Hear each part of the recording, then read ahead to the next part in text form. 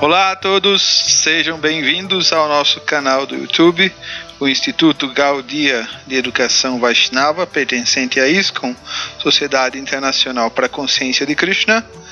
Meu nome é Maha Krishnanam e eu venho trazer aqui mais um vídeo tentando comparar o conhecimento ocidental, acadêmico, e a sabedoria do hinduísmo, dos Vedas, da tradição Gaudiya Vaishnava de Sri Chaitanya Mahaprabhu, tá? Ok, então hoje o tema é um tema bem interessante, é um tema fincado na teologia e trata da questão da adoração às deidades. Será que a adoração às deidades é mera idolatria? Ou realmente existe uma conexão com o divino através do processo de adoração às deidades, Archa Vigraha, como é recomendado em toda a tradição Vaishnava e, claro, na tradição Gaudiya Vaishnava.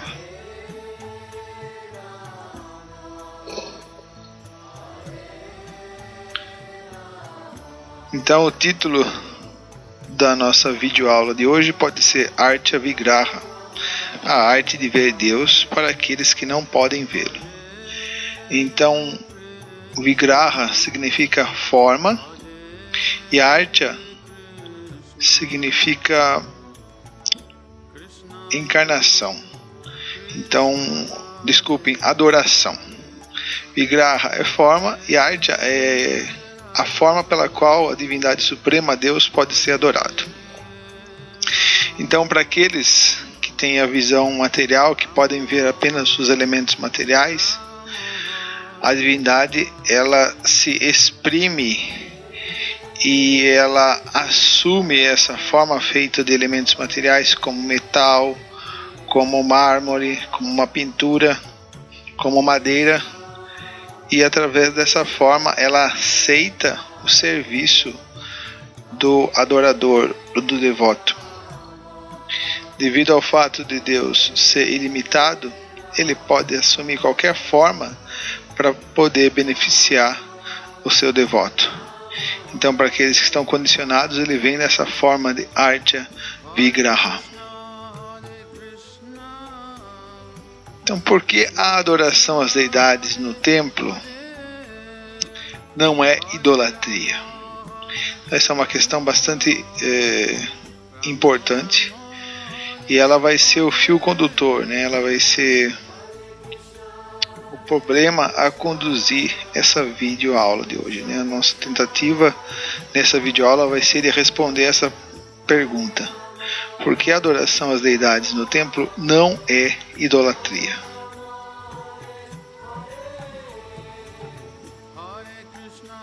Então, Krishna Kshetra Prabhu, ele conta em um artigo,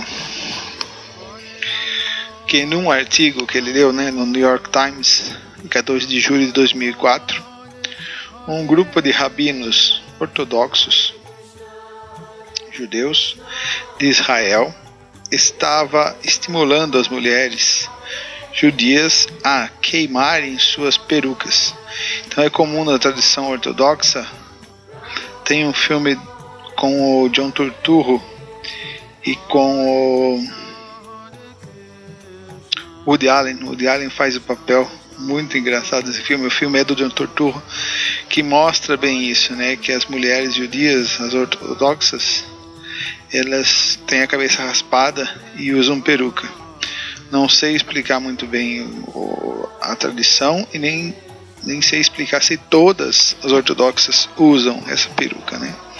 Mas enfim, então os rabinos estavam estimulando elas a queimar essas perucas. Por quê? Pois tais perucas que tenham sido feitas com o único cabelo utilizado em ritual deve ser queimado.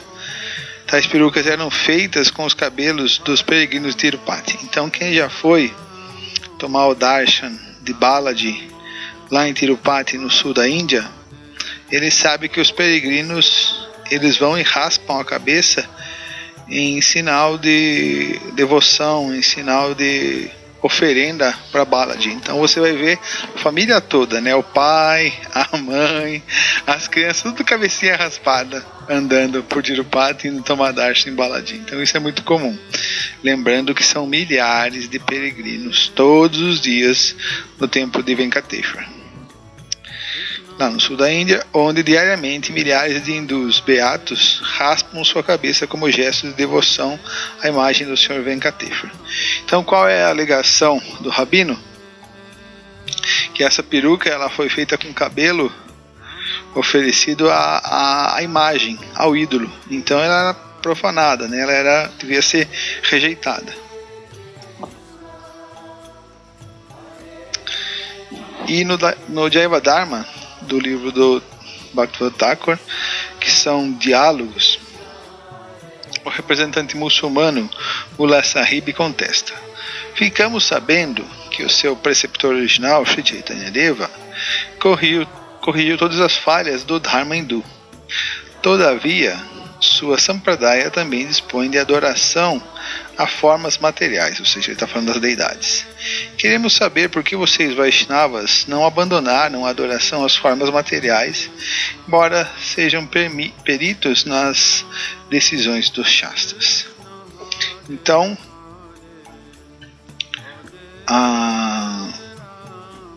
para grande parte das religiões abrâmicas, né, que vem de Abrão, como o judaísmo, o cristianismo e o islamismo, eles condenam a adoração às imagens, né?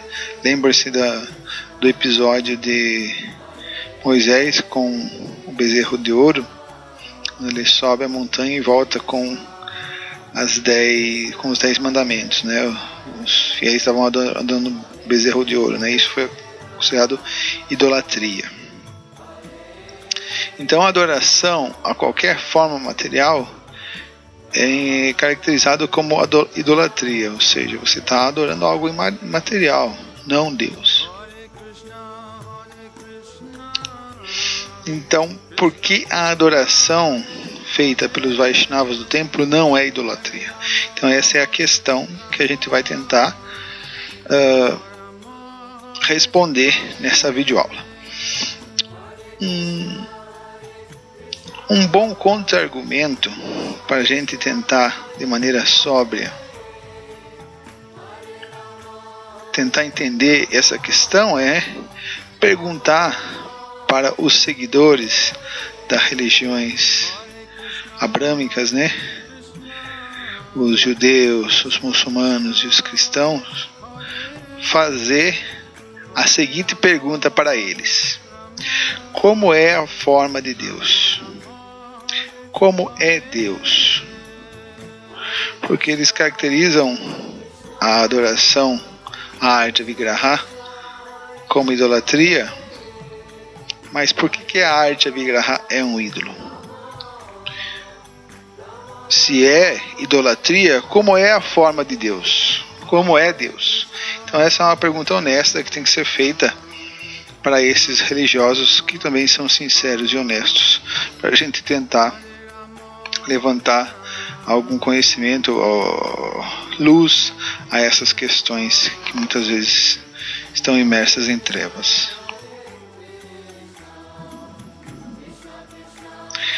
Então, de acordo com o Vaishnavismo, de acordo com os Shastras, a Arja Vigraha, a forma de adoração, ela não é diferente de Deus. Em hipótese alguma, ela é idolatria, porque ela não é um ídolo, não é uma imagem representativa. A Arja Vigraha, a deidade instalada no templo, é a própria personalidade de Deus. É assim que o Vaishnavismo encara essa questão e é apontado nos Shastras. Então Bhaktivinoda Thakur, em seu Jaiva Dharma, explica: a pessoa deve claramente entender que a adoração Vaishnava à deidade não é idolatria. Não se pode proibir a adoração às deidades simplesmente porque alguns livros não permitem a idolatria. Tudo depende da qualidade da fé no coração do adorador. Então, essa é uma questão importante, dependendo da consciência, da qualidade da fé do devoto, ele vai estabelecer uma relação com a deidade. E a divindade vai se manifestar naquela deidade ou não, reciprocamente, de acordo com a qualidade dessa fé, desse intercâmbio amoroso, de serviço. Quanto mais o nosso coração conseguir transcender a influência da matéria, tanto mais competentes seremos para adorar a forma pura da deidade. Então, quanto mais devoção, mais rendição, mais consciência pura o indivíduo tenha, mais a sua relação com a deidade será estabelecida. Então, da parte do adorador, é muito importante a fé, a devoção, o apego àquele processo de adoração.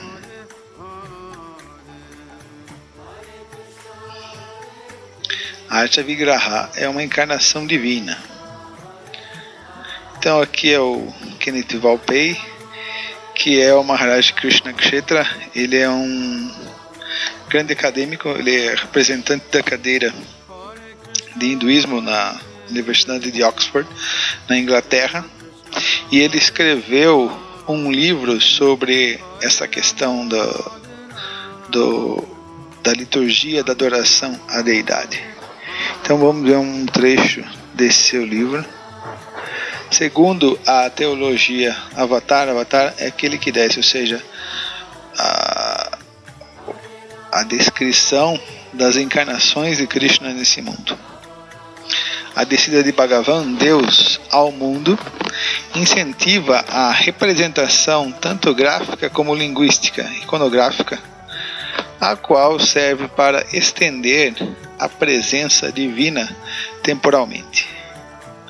Dado a que aparece para tomar parte nesse mundo, a própria divindade, essa é uma informação que está escancarada nos Shastras, e dado que seu propósito se relaciona especificamente com tornar-se mais acessível aos seres condicionados, Vishnu Narayana admite e até traz a representação pictórica de forma adequada à sua aparição.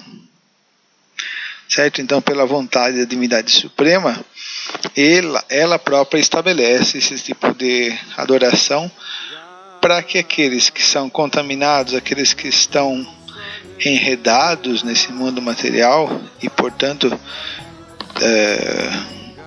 sua consciência só consegue capturar a matéria, então essa forma é revelada pela divindade para favorecer o adorador nesse seu respectivo nível de consciência. De acordo com isso, ainda que em algumas ocasiões Bhagavan se revele ao mundo como um avatar, o sábio espiritualmente apto, os rishis, ou o devoto puro, Shuddha Bhakta, é quem pode ver a forma divina de maneira direta. Então, ter contato com Krishna diretamente, isso é para aqueles que estão além dos 3 modos da natureza material, né, que já estão no estágio de Brahma-Bhuta. E em seguida pode transmitir o que viu para que os demais ouçam, repitam, atuem como mediadores e logo esculpam. Então o devoto puro, aquele que está liberado, que tem um contato íntimo com a divindade, lhe é revelado esse conhecimento devido ao seu darshana, devido à visão direta com Deus, Tattva, Gyanas Tattva Darshanaha, né, o mestre espiritual.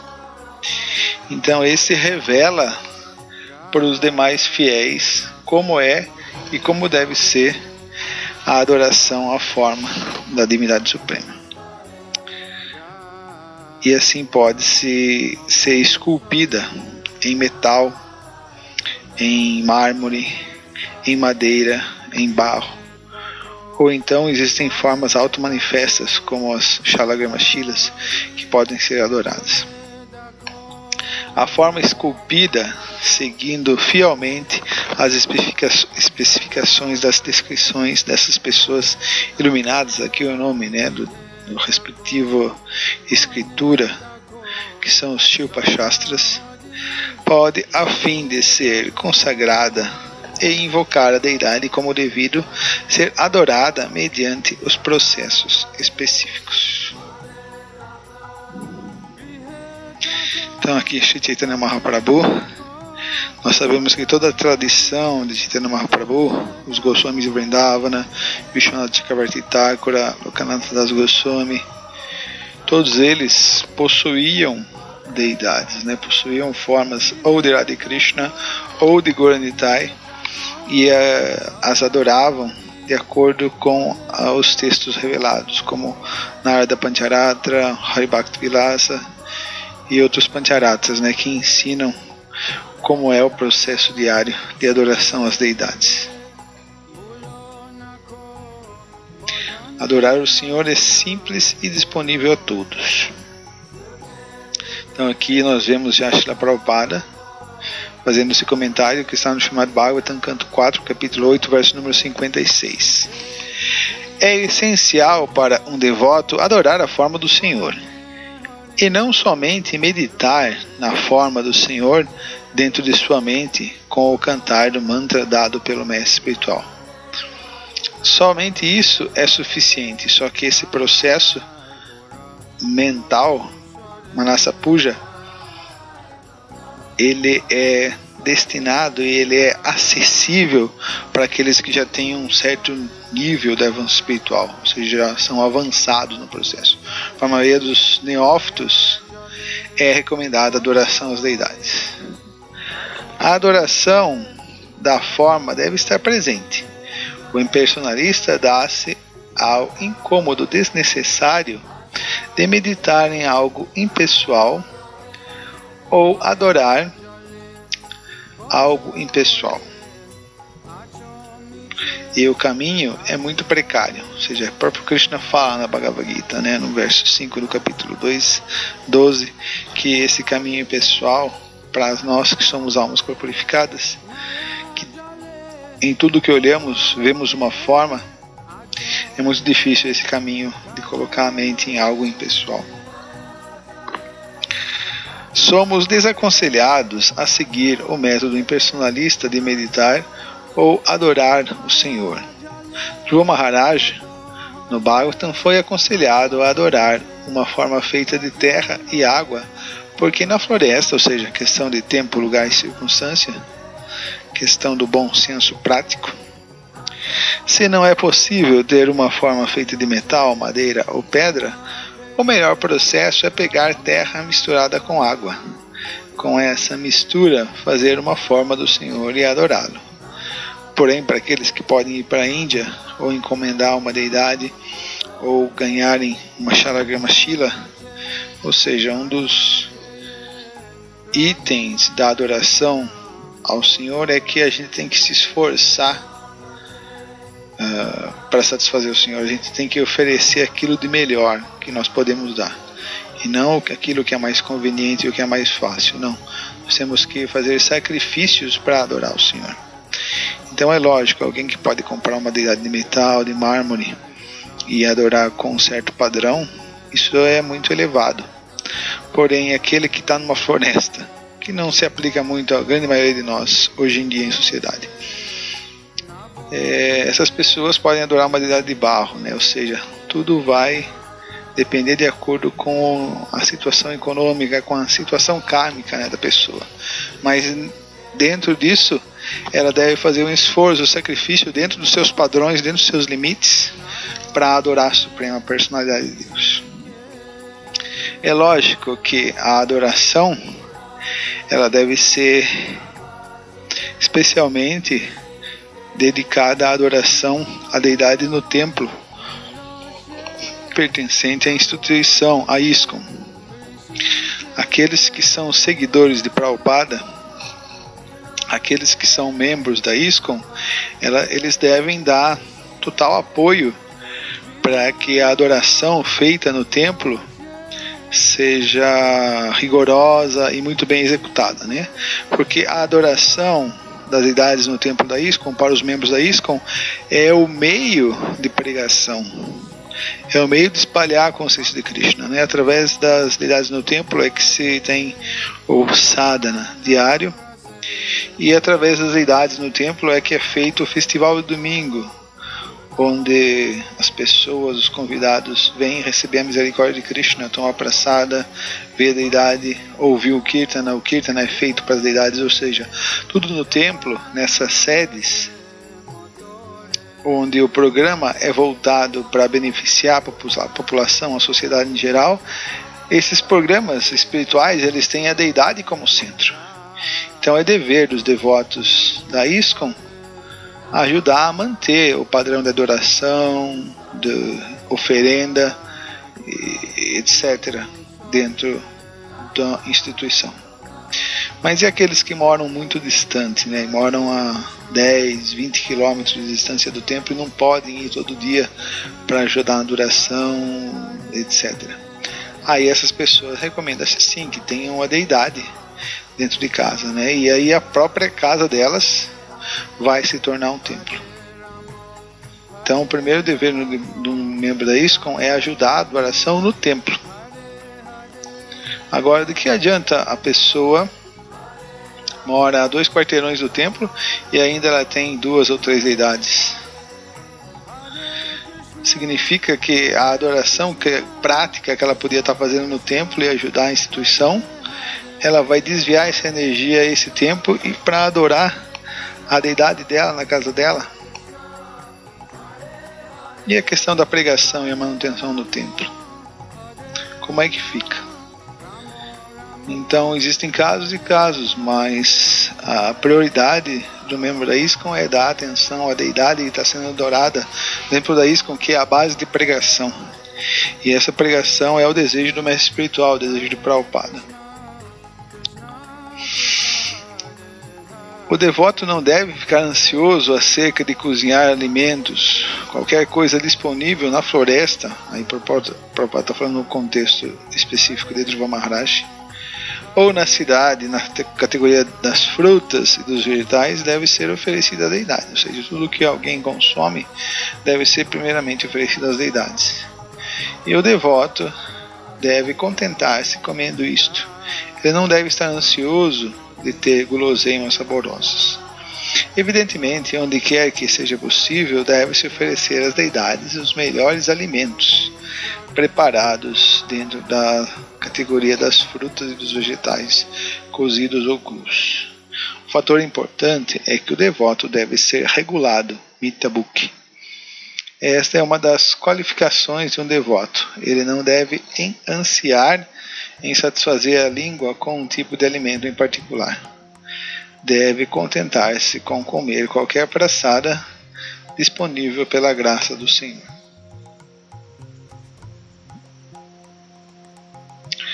Aqui então, no mesmo Srimad Bhagavatam, só que aqui no canto 7, capítulo 14, versos 29 e 33. Realmente auspiciosos são os lugares onde há um templo de Krishna, a suprema personalidade de Deus, no qual presta-se-lhe a devida adoração, e também os lugares para onde fluem os célebres rios sagrados mencionados nos Puranas, os textos védicos suplementares. Toda a atividade espiritual neles executada no templo ou nos rios sagrados, nos lugares sagrados, de certo produz muito efeito.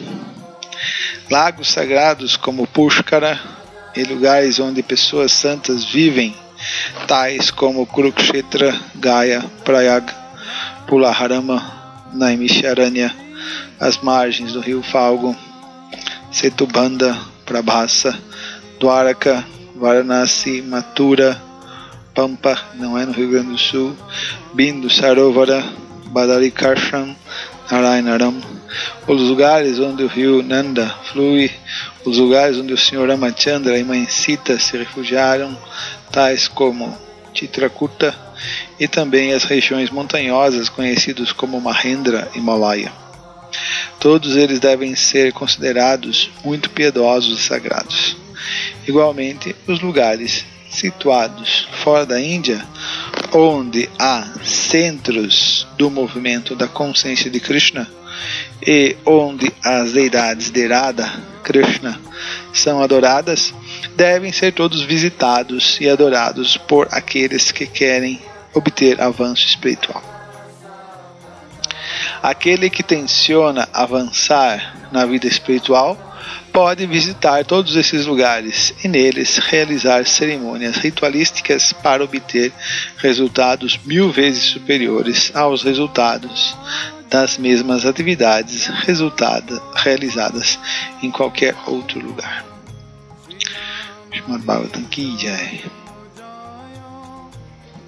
Então, a analogia da caixa de correio, ela ilustra a importância da Artha Vigraha, né? Então, em várias partes, Prabhupada vai dar essa analogia, é uma analogia corrente dada por Srila Prabhupada, e ela também aparece no verso 5 do capítulo 12 da Bhagavad Gita. Então, por que a adoração à deidade não é mera idolatria? Porque a deidade é autorizada, é uma forma de Deus. Então, a caixa de correio, ela é uma caixa de correio autorizada. Autorizada por quem? Pelo próprio governo, pela própria agência dos correios. Então, se você coloca a sua carta nessa caixa de correio autorizada, ela vai ser enviada, ela vai chegar ao seu destino. Por quê? Porque a caixa de correio representa o governo, né? O correio nacional, o correio federal. Então, da mesma forma, a deidade, ela é uma forma autorizada da divindade suprema. Então, se você coloca suas orações, suas oferendas, todo o seu processo de adoração na deidade, essa adoração chega diretamente à suprema personalidade de Deus. Da mesma forma que a caixa de correio não é diferente da instituição do correio, né? Ela pertence ao correio. Da mesma forma, a deidade também não é diferente da divindade suprema. É a mesma coisa. E toda a nossa consciência, toda a nossa adoração, todo o nosso serviço aplicado à deidade é a mesma coisa que estivesse adorando a própria suprema personalidade de Deus. Analogia da usina hidrelétrica. Então, a deidade, ela também está ligada à divindade suprema, assim como a lâmpada, ela está conectada com a energia, com a usina hidrelétrica. Então, na usina hidrelétrica é produzida energia. E essa energia ela é passada para milhares e milhares de outras casas. Simplesmente quando você pluga o fio de um determinado eletrodoméstico na tomada, ele funciona. Por quê? Porque existe corrente elétrica. Da onde vem essa corrente elétrica? Da sua fonte, que é a usina hidrelétrica. Da mesma forma, a deidade é conectada com a divindade suprema. Ela não é diferente de Deus. Então, quando você se conecta com a deidade, é a mesma coisa que você estivesse se conectando com Deus. Assim como alguém que conecta seu eletrodoméstico está se conectando com a usina hidrelétrica, que é a fonte de toda a energia. E o que é superior? Kirtan ou adoração às deidades? Vamos ver o que Prabhupada fala.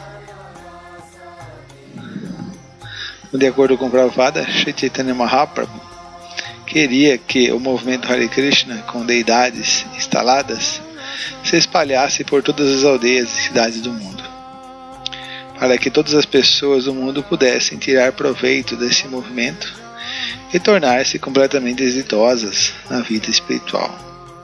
Sem vida espiritual, nada é auspicioso.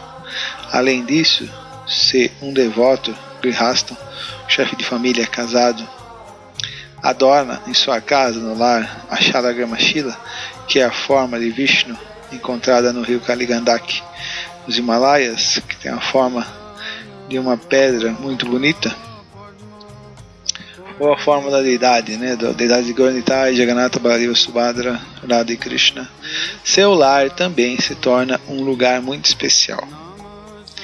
Era habitual que os membros das 3 classes superiores, ou seja, os Brahmanas, os Kshatriyas e os Vaishyas, adorassem a Shalagrama Shila ou uma pequena deidade de Radha e Krishna ou Sitaram, instalada em cada lar.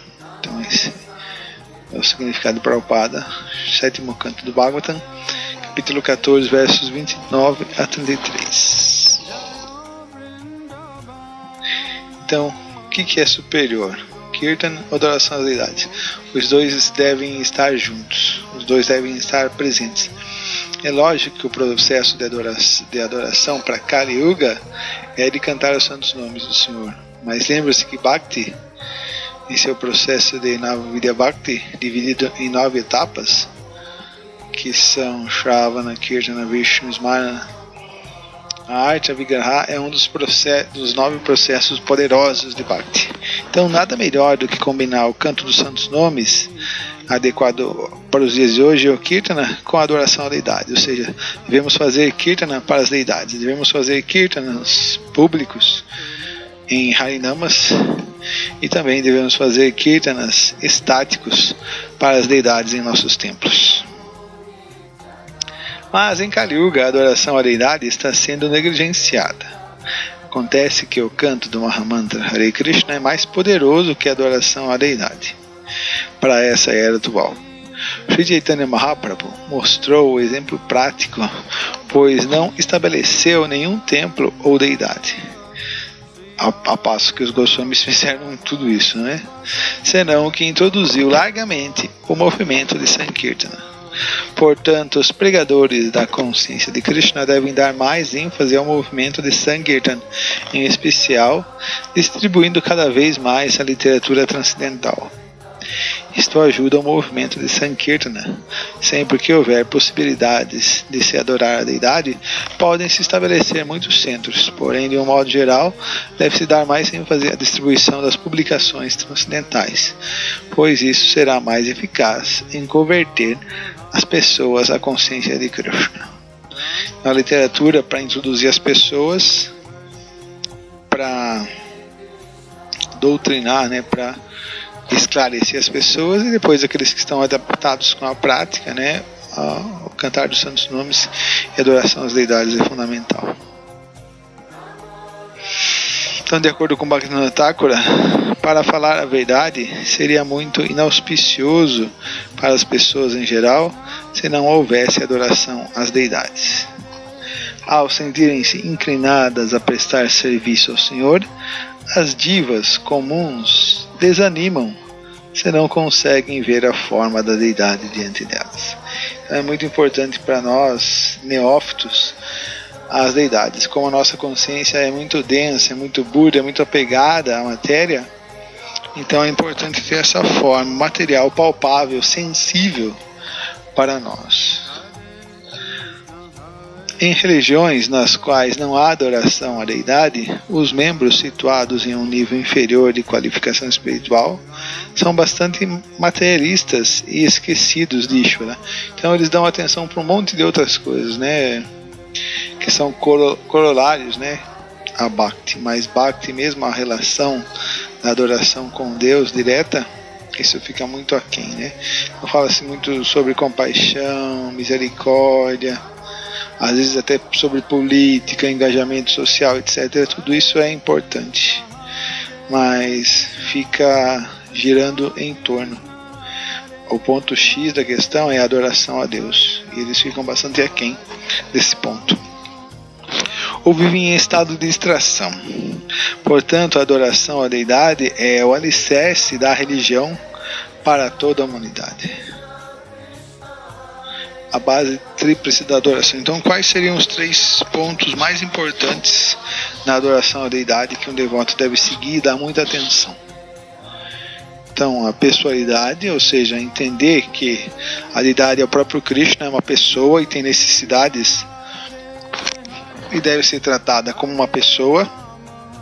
A limpeza, para o Prabhupada era muito estrito com Shuchi, né, com a questão da limpeza dentro do templo. Isso é muito importante, que o altar, todo padrão seja de limpeza de primeira classe, e a pontualidade, porque essa pontualidade ela vai ser um reflexo da regulação do devoto, do controle mental do devoto, da disciplina do sadhana, e esse sadhana é essa pontualidade que vai satisfazer a deidade e vai fazer com que a mente do devoto fique muito pacífica e possa se conectar com a deidade devido à sua satisfação.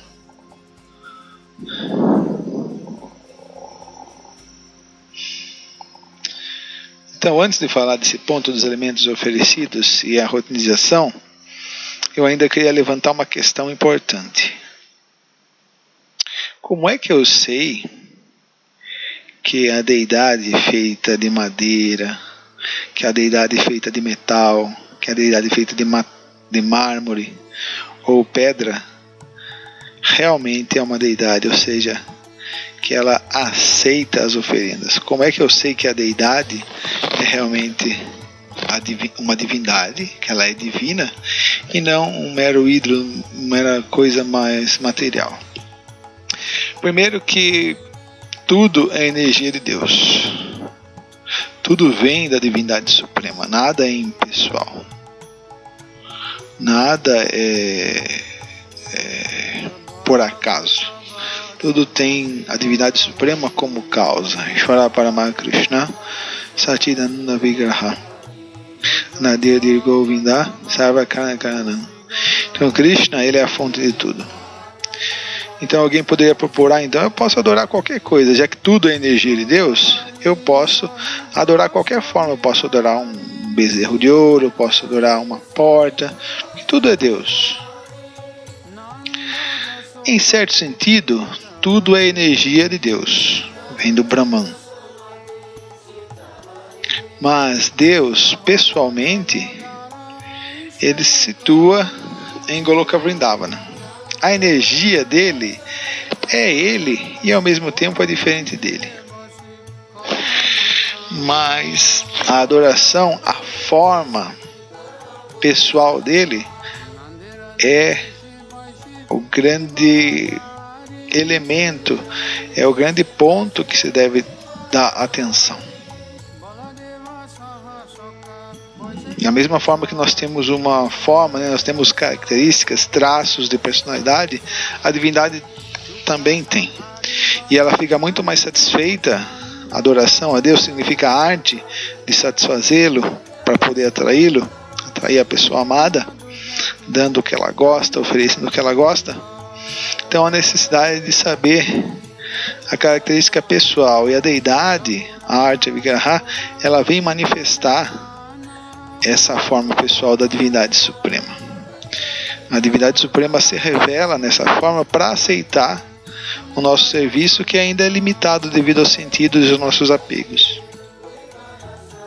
Então, como é que eu sei que a deidade é a divindade suprema? Então, eu sei que a deidade é a divindade suprema porque existe um intercâmbio, existe uma troca interpessoal entre a deidade e o adorador.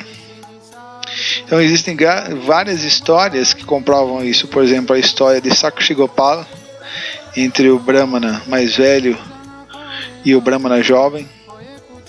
Existe a história de Madhavendra Puri com Kshira Chora Gopinata. A história de Gadadhar Pandita com a deidade toda Gopinata em Jagannatha Puri. Então é muito comum, tanto na tradição escritural quanto nos relatos dos devotos, momentos que existem intercâmbios reais entre a deidade e o adorador. Então a deidade não é algo morto, não é algo inconsciente. Se você adora, se você coloca a sua consciência, se você coloca o seu coração na adoração, se você se rende à adoração, a deidade vai reciprocar. Por quê? Porque é uma pessoa. Da mesma forma, quando você é brusco, é rude, e é agressivo com uma pessoa, ela vai ter uma resposta. Mas quando você é atencioso, amoroso, quando você se preocupa com o bem-estar da pessoa e oferece presentes, agrados, a pessoa também vai ter uma disposição, vai ter uma reação, ela vai te dar uma resposta em relação a isso. Então, como a deidade é uma pessoa suprema, divina, quando nós nos relacionamos com ela, quando nós nos direcionamos o nosso foco a ela, ela também se direciona a nós. Então, mesmo entre devotos comuns, nós ouvimos relatos onde a deidade se manifesta em sonhos e indica certas coisas que devem ser feitas para satisfazer a deidade. Então essa é a maior prova. Existe uma reciprocação, existe um intercâmbio entre a deidade e o adorador, que mostra que a deidade não é um objeto inanimado, mas que é a própria divindade suprema. E no templo de Puri, do Senhor Jagannatha, existem milhares de histórias entre os devotos e a deidade Jagannatha. A deidade de Balaji também tem muitos passatempos. A deidade de Udupi, Krishna Udupi, que abriu a porta traseira para os seus adoradores. A deidade de Shirangam, o Senhor Jagannatha. Então existem várias deidades espalhadas pelo universo. Todas essas deidades reciprocam amor e intercâmbio com seus devotos, comprovando para o devoto que ela não é um objeto inanimado e que não é um processo meramente idólatra, imaginado, não. Que existe uma relação, um intercâmbio amoroso entre a deidade e o seu devoto. Então aqui nós vamos ver os elementos oferecidos e a rotinização. Aqui está Prabhupada falando, os 5 ingredientes principais são essências de boa qualidade. O que deve ser oferecido à deidade? Então aqui vai ser explicado. Essências de boa qualidade, flores frescas e aromáticas, incenso de boa qualidade também, uma lamparina, ou seja, uma mechinha com ghee em combustão, e alimento vegetariano, que não contenha carne, peixe, ovos, nem alho e nem cebola, feitos em um padrão adequado. Quanto a upachara, os 16 ingredientes devem-se ser: 1. Providenciar um assento, uma asana para o Senhor, pedir que Krishna se sente, oferecer arghya, ou seja, água para lavar a mão e a boca, oferecer água para lavar a boca, banhar o Senhor, oferecer madhuparka, que é uma mistura de iogurte, mel, açúcar e leite e ghee, oferecer água para lavar a boca, decorar o corpo do Senhor com ornamentos. Krishna então gosta de usar muitas joias, então o devoto lhe oferece essas joias, oferecer essências adocicadas, oferecer flores, lamparina, dar boa comida, oferecer orações, vandana. No Hari Bhakti Vilasa há uma descrição vívida de que é necessário para a adoração à deidade. Mencionam-se 64 itens. No templo, a adoração deve ser tão suntuosa que, para a satisfação da personalidade de Deus, deve-se dispor de todos os 64 itens. Às vezes é possível conseguir todos os 64 itens. Por isso, recomendamos que, pelo menos no primeiro dia, durante a instalação da deidade, nesse dia festivo, deve-se ter todos os 64 itens. Ao estabelecer-se o Senhor, deve-se tanto quanto possível continuar a adoração com todos os 64 itens, mas essa adoração deve ser bastante realista quanto à disponibilidade de devotos para adorar e a situação econômica. Deve-se haver um esforço, deve-se oferecer o melhor, mas dentro da realidade, lembrando que a deidade, uma vez instalada, é para o resto da eternidade. Os 64 itens são os seguintes. Deve haver um grande sino pendurado em frente à sala do templo, de modo que quem quer que entre na sala possa tocar o sino. Este item chama-se Prabodhana, ou oferecer submissamente ao Senhor. Este é o primeiro item. 2. Ao tocar o sino, o visitante deve cantar Jaya Shri Radha Govinda ou Jaya Shri Radha Madhava. Em ambos os casos, deve-se pronunciar a palavra Jaya. Deve-se imediatamente prestar reverências ao Senhor, prostrando-se como uma vara. 4. Deve haver Mangalarati regularmente no templo de manhã cedo, às 4h30, 1h30 antes do sol nascer. Deve haver uma asana, um assento em frente ao altar. Esta asana é do mestre espiritual. O discípulo traz tudo perante o mestre espiritual e este oferece tudo à suprema personalidade de Deus. Esse é o verdadeiro processo de adoração à deidade, né? Quem adora a deidade é o nosso mestre espiritual. Nós somos meros auxiliares. Após o Mangalarti, espera-se que a deidade lave seus dentes utilizando um ramalhete. Por isso deve-se oferecer um ramalhete. Que é a questão do idam Dantakasta, né? Dantakasta é um ramalhete para limpar os dentes. Deve-se oferecer água para lavar os pés. Padya. Deve-se oferecer Argya. Deve-se oferecer água para a Tiamani, para de lavar a boca. Deve-se oferecer Madhuparka, uma pequena tigela que contém mel, um pouco de ghee, um pouco de água, um pouco de açúcar, iogurte e leite. Isso chama-se Madhuparka. A Tiamana. Deve-se colocar chinelos de madeira perante o Senhor. Deve-se massagear o corpo do Senhor. Deve-se massagear o corpo do Senhor com óleo, Thailand. Com uma esponja suave e úmida, deve-se remover todo o óleo untado sobre o corpo do Senhor. Deve-se banhar o Senhor com água na qual boas flores aromáticas tenham estado mergulhadas por algum tempo. Deve-se banhar o Senhor com água na qual... Ou seja, a gente coloca um pouquinho de água de rosas na água do banho, né? Isso é importante. Tenham estado mergulhados por algum tempo. Após banhar-se o corpo do Senhor com água, deve-se banhá-lo com leite. Então esses são os itens importantes. Esses são os itens principais que são oferecidos à deidade no templo ou no processo de adoração diário à deidade. Então, concluindo essa objetivo vídeo aula de hoje. Então, de acordo com Bhaktivinoda Thakura, nós consideramos que é essencial o despertar de bhava dos sentimentos espirituais para com Deus, Bhagavan, de qualquer forma possível. A porta que conduz à elevação gradual é firmemente trancada quando as pessoas que estão em diferentes níveis de adoração são ridicularizadas ou condenadas, ou seja, quando nós ofendemos outros devotos.